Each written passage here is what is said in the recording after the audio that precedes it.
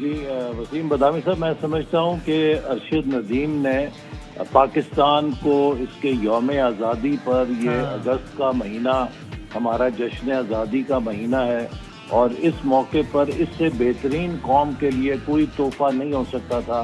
جو اس نے اپنی کامیابی کے ساتھ پاکستان کو دیا ہے۔ پاکستان کا پرچم پوری دنیا کے سامنے بلند کیا ہے، صرف گولڈ میڈل جیت کے نہیں بلکہ اولمپکس میں نیا ریکارڈ بنا کے، جو 2008 کی اولمپکس میں بنا تھا اس کو توڑ کے اس نے ایک نیا ریکارڈ بنایا، اور اس کے بعد اس نے 90 میٹر کو سیکنڈ ٹائم تھرو کر کے یا اسے کراس کر کے ثابت کیا کہ وہ اس نے اپنی مہارت کے اندر ایک کنسسٹنسی دکھائی۔ تو ہمیں بڑا فخر ہے، اور میں سمجھتا ہوں کہ میری امید ہے کہ یہ ایک ٹرننگ پوائنٹ ہوگا سپورٹس کے ریوائیول کے لیے پاکستان میں۔ اگر ہم گورنمنٹ سطح پہ اور پرائیویٹ سیکٹر کو تو اپنا کردار ادا کرنا ہی چاہیے، لیکن احسن صاحب یہ بات ظاہر ہے چونکہ سیاست سے ہٹ کر ہے، ایسے موقع کم ملتے ہیں کہ آپ سے کسی سیاست سے ہٹ کے موضوع بات کی جائے، تو میں ریکویسٹ کروں گا، مجھے لگتا ہے اگر ہم گورنمنٹ سطح پر اسپورٹس کے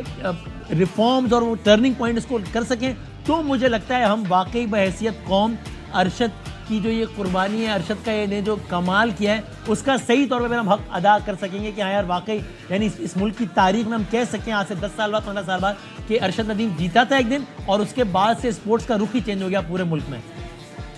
جی آپ نے بالکل ٹھیک کہا، اور یہ میں سمجھتا ہوں کہ ہمارے جیسا ملک جو کہ نوجوان آبادی کے اوپر ہے، ہمارے لیے ضروری ہے کہ ہم کھیلوں کے ذریعے اپنے ملک کو دنیا کے سامنے ایک طاقت کے طور پہ منوائیں، اور اسی سوچ کے تحت ہم نے اپنی پچھلی حکومت میں بھی کھیلوں کی سہولتیں بنانے پر توجہ دی، اور آپ کو پتہ ہے میں تو ذاتی طور پہ ایک سپورٹ سٹی بنانے کے جرم میں جیل بھی کاٹ کے آیا، لیکن ابھی جب ہم حکومت میں آئے اور کچھ عرصے کے لیے میرے پاس انٹر پروونشل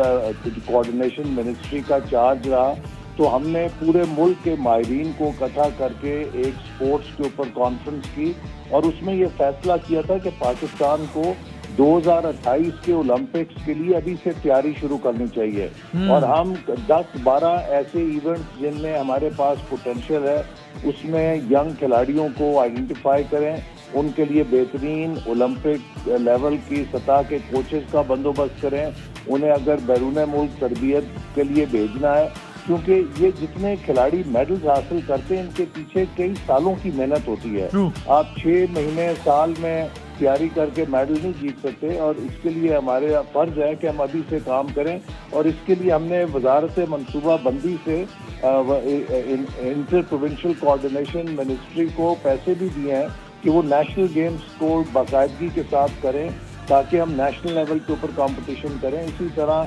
وزیر اعظم نے اپنے یوتھ کوآرڈینیٹر کے ذریعے کوشش کی ہے کہ نوجوانوں کے کھیلوں کے مقابلے شروع کیے جائیں، اور ہم کوشش کر رہے ہیں کہ اب یونیورسٹیز کے اندر بھی یونیورسٹیز کی اولمپکس کو شروع کیا جائے تاکہ وہاں سے بھی ایک مقابلہ شروع ہو۔ بس جو بات آپ نے پہلے کہی نا احسن صاحب، میں چاہتا ہوں کہ اللہ کرے کہ یہ بات سچ ثابت ہو جائے وقت کے ساتھ، کہ یہ ایک پاکستان کی تاریخ میں سپورٹس کے لیے ٹرننگ پوائنٹ ثابت ہو آج کا یہ معاملہ۔ Thank you very much sir for your time, بہت بہت شکریہ احسن اقبال صاحب ہم سے بات کریں۔ شاید بھائی یہ بہت ضروری ہے نا کہ اس کو ہم ان کے کریڈٹ پہ تو ناروال میں اسپورٹس کمپلیکس ہے جس کو بڑا بدقسمتی تھی کہ اس کو سیاست کا نشانہ بنایا گیا، اس ایریا میں پورے اس ایریا میں جتنے بھی اسپورٹس کے لوگ ہیں ان کے اوپر بڑا کام کر سکتے ہیں، اور احسن اقبال بڑے مطلب پاورفل، بڑے ان کے پاس ریسورسز ہیں، قریب بھی ہیں، یہ حکومت میں سارے بااثر آدمی ہیں، ان کے ذریعے واقعی ٹرننگ پوائنٹ ثابت ہو سکتا ہے۔ اور جذبات اتنے وہ ہو گئے کہ جذبات مکس ہو گئے، میں ٹکر دیکھ رہا ہوں تو وہ میں بھی شاید آبدیدہ ہوئی ہیں، لیکن وہ انہوں نے ہمایوں سعید کو جو ہے وہ خوشی سے آبدیدہ کر دیا، کیونکہ جذبات جو ہے وہ اس وقت بلا تفریق جو ہے نا کیا کہیں گے، اب تو ان کو چاہیے کہ ڈسکس کریں وہ اسکرپٹ جیولن مین کا، جینٹل مین کے بعد جیولن مین۔ ہاں صحیح بات، تو ہمایوں سعید جو ہے وہ اتنے آرام سے وہ نہیں آبدیدہ ہوتے ہمایوں سعید صاحب،